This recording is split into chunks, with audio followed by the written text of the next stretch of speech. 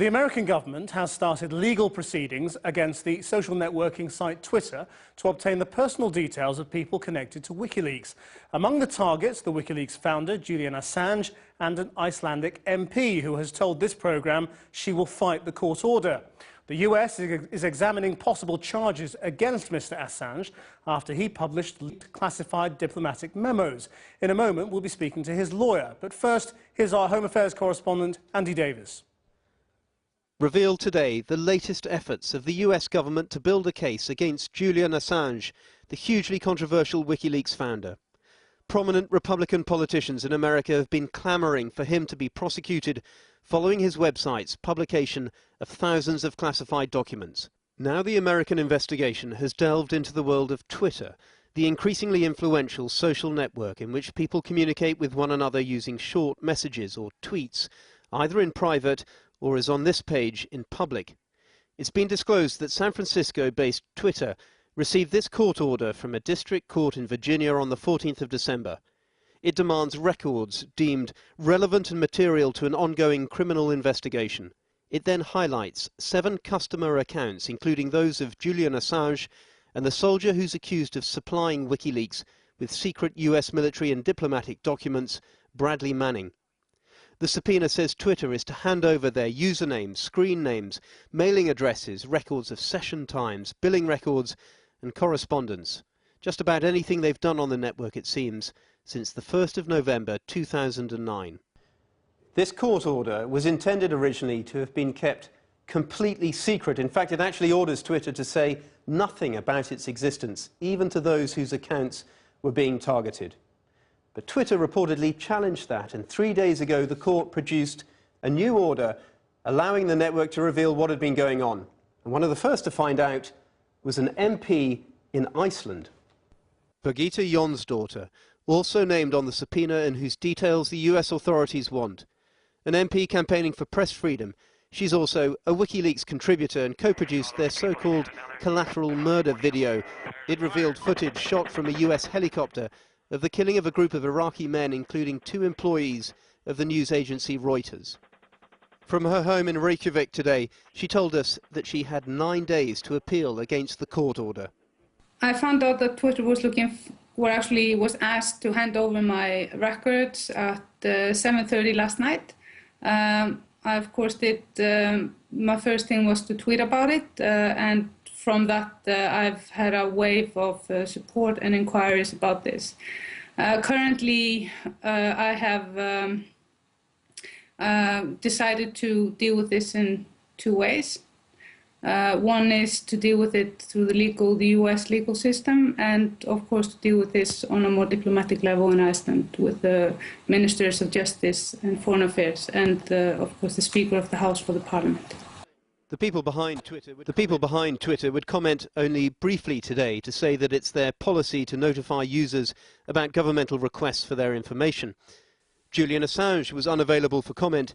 He's still in Norfolk on bail, fighting an attempt by the Swedish authorities to extradite him to face allegations of sexual assault. But a colleague described the developments as outrageous, a view shared today by some at this online campaigning conference in London. It's legal for the US government to do that, but I think it's an outrage because it really shows that a lot of communication is being spied on by the government, nothing is really, private. The people behind Wikileaks are not exactly paragons of virtue when it comes to having regard for private information, especially if belonging to a government. But today's developments raise questions about how much further this American investigation into Julian Assange has gone. Have other court orders gone out to organisations like Google and Facebook, for instance, which have remained secret? Facebook today declined to comment. Well, joining me now is Julian Assange's lawyer, Mark Stevens. What does this tell you about what the American investigators are going after? I mean, they presumably suspect there is some communication in private messages on Twitter between Wikileaks and Bradley Manning or whoever else was supplying this material, saying, where's the material, or, some sort of procurement. Yeah, I mean, what this is really an attempt to intimidate. You've got the Department of Justice, US Department of Justice, really trying to intimidate people who are working at WikiLeaks, who have been supportive of WikiLeaks over the period of time.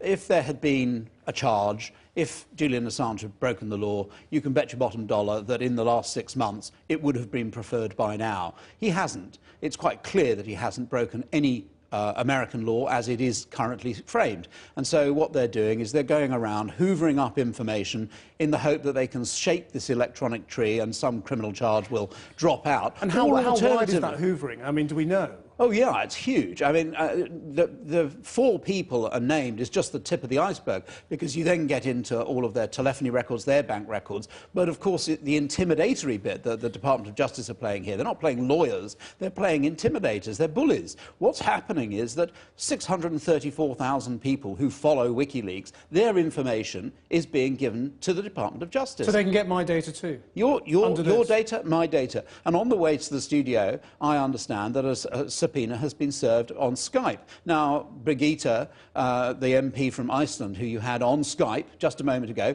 that information that we have just seen on the television will be made available, plus all of her personal data about where she pays her bills, what credit cards she pays her bills on. All of that information will be made available. Now, this is a really worrying development, because what the US government is trying to do is to intimidate the relationship between a journalist and their source. And that's the real vice here. Isn't there an irony, though, about an organisation that campaigns for freedom of information and says, well, you know, we want to expose the secret communications between the American diplomatic service and all its allies and other people, but then complains when it's private records about Twitter and Skype and everything else? I know you have to ask the question, but the reality is, as you know, every journalist in the country gets information from sources. That's how we get our news.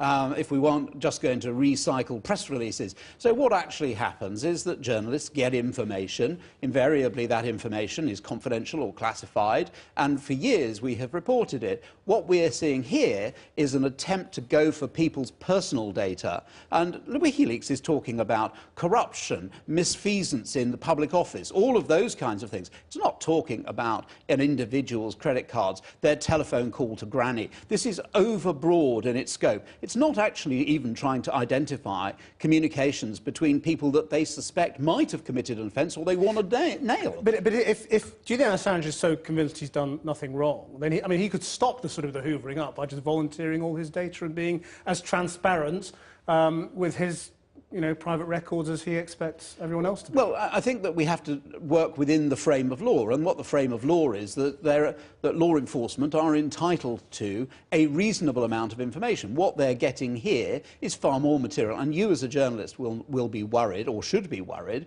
that, for example, other sources' information will also come out in this hoovering up process. So it won't just pertain to WikiLeaks. It could be anything else that's on there. It's massive. It's hugely wide. And so the material that you and I have posted on Facebook, if we'd put anything on the WikiLeaks wall, for example, or on Birgitte's wall, or Julian Assange's wall, any of that stuff would be now susceptible to examination, and of course the details of who, when and where, which computers were used. And it's just mind-boggling the amount of information the Americans are after here. Mark Stevens, thanks very much for coming in.